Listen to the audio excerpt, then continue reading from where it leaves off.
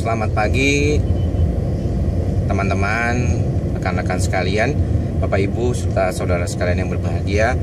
Berjumpa kembali dengan saya Dr. Andri, spesialis kedokteran jiwa dari Rumah Sakit Omni Alam Sutera Tangerang. Hari ini sedikit banyak kita akan berbicara tentang gangguan kecemasan.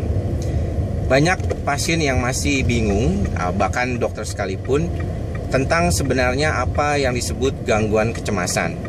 Mengapa namanya bisa demikian?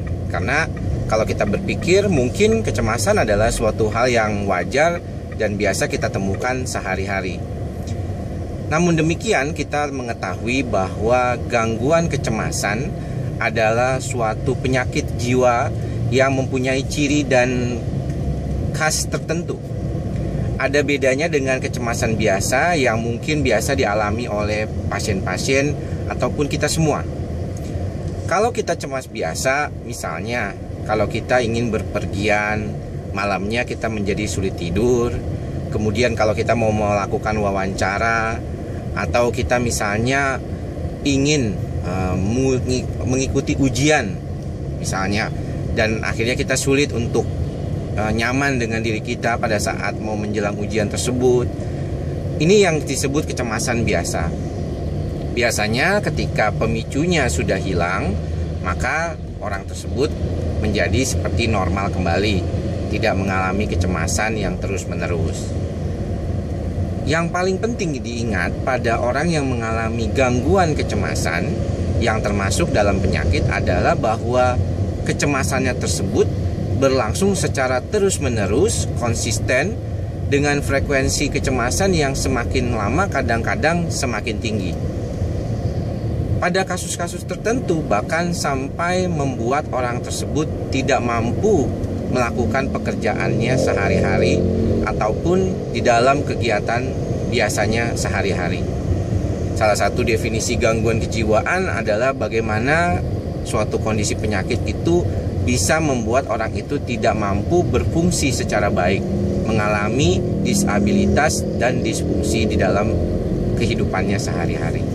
Gangguan cemas banyak sekali tipenya, dalam bahasa Inggris disebut anxiety disorder, dan gangguan cemas yang paling sering kita temukan di dalam praktek adalah gangguan cemas panik dan gangguan cemas menyeluruh. Pada beberapa kasus juga kita temukan gangguan cemas fobia spesifik, misalnya fobia ketinggian, fobia tempat ramai, atau fobia di ruang sempit. Ada juga gangguan kecemasan yang dulu dimasukkan ke dalam gangguan kecemasan, yaitu gangguan obsessive compulsive disorder. Walaupun di Amerika kriteria gangguan obsessive compulsive disorder atau disingkat OCD itu sudah dikeluarkan dari gangguan kecemasan dan masuk ke dalam gangguan sendiri.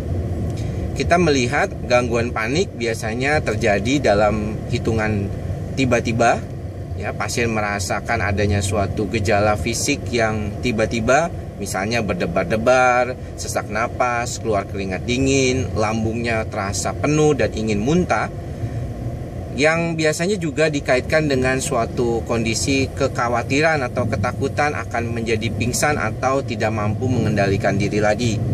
Beberapa pasien tertentu sering mengalami ketakutan akan mati. Berbeda dengan gangguan kecemasan menyeluruh, biasanya pasien gangguan panik mengalami gangguannya secara tiba-tiba tanpa pemicu. Sedangkan pada gangguan cemas menyeluruh, biasanya pasien mengeluh dirinya khawatir yang berlebihan. Bahkan di dalam DSM-5 sekarang dikatakan gangguan cemas menyeluruh dan gangguan kekhawatiran. Jadi adanya over worried. Biasanya banyak hal yang bisa menjadi kekhawatiran dari pasien yang mengalami gangguan kecemasan menyeluruh, baik terhadap dirinya maupun orang lain. Pada kasus-kasus yang ditemukan di klinik psikosomatik Rumah Sakit Omni, kebanyakan adalah kekhawatiran akan mengalami gangguan penyakit yang berat. Demikian sekilas tentang gangguan kecemasan. Di lain kesempatan saya akan lebih mendetil tentang macam-macam tipe gangguan kecemasan tadi. Semoga informasi ini bermanfaat. Salam sehat jiwa.